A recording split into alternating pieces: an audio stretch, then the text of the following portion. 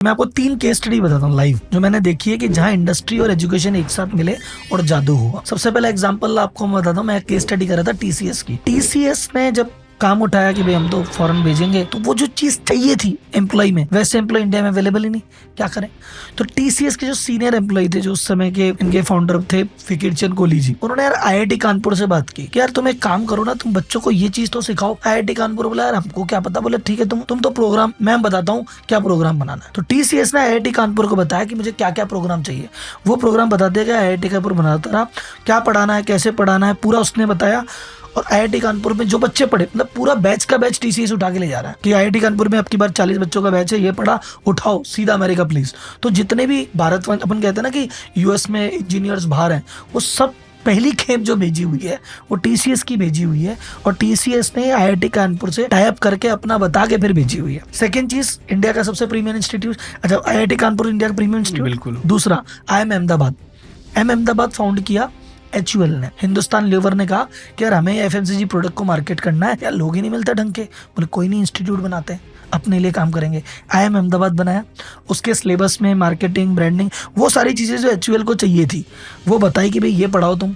बच्चे वो पढ़ते हैं और वहां से सीधा उठा के ले जाता है HUL। सारी एफएमसीजी कंपनियां IIM अहमदाबाद आती है, क्यों? क्योंकि उन्होंने वैसा ही बनाया वो सक्सेस इंस्टीट्यूट। तीसरा, कंसल्टिंग में चाहिए हमको बंदे, क्या करें? तो ISB हैदराबाद मैकेंजी ने सपोर्ट से बनाया। मैकेंजी ने कहा भैया हमको कंसल्टिंग के बंदे चाहिए। ISB हैदराबाद बनाया, कहा भाई लेके जाएंगे। तो जहां इंडस्ट्री आई प्रीमियम इंस्टीट्यूट के साथ, अपने ISB हैदराबाद का आज वैल्यू है, IIM अहमदाबाद की वैल्यू है, आपकी इसकी IIT कानपुर की वैल्यू है। यही तो वैल्यू है। आपने 3 मेरे को गिना दिया। हाँ। मैं चाहता हूँ कि कितना बड़ा हमें जरूरत है इसमें। ये मैं कह रहा हूँ हर इंडस्ट्री में होना चाहिए, हर कंपनी करे। जैसे आज की, मैं एक और एग्जाम्पल, चौथा ऐड कर देता हूँ। जोहो ने कहा यार हमको जो इंजीनियर चाहिए ना वो मिल नहीं रहे। जो इंजीनियर ये बड़ी बड़ी कॉलेज में आ रहे हैं ना, ये बड़ी कंपनियां आती है, इन्फोसिस, TCS, ये ले जाती है, हमको कौन देगा? तो जोहो ने कहा छोड़ना, 12वीं के बच्चों को मैं ही सिखाता हूँ। तो जोहो ने खुद के ट्रेनिंग सेंटर ही डाल दिए, बोले मैं ही सिखाता हूँ, मैं ही हायर कर लूंगा। तो ये जो इंडस्ट्री अगर आ जाए ना कि चलो मैं सिखाता हूँ, तो सारा गेम ओवर हो जाएगा।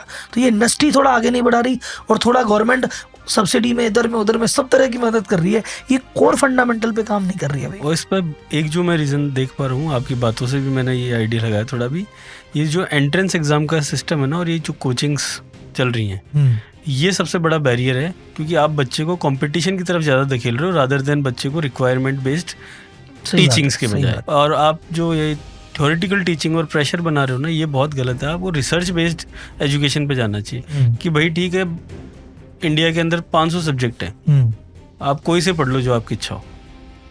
सिर्फ एक मेडिकल फील्ड ही तो है जिसमें डॉक्टर बनना ही तो एक मुश्किल काम है, उसको हटा दो आप।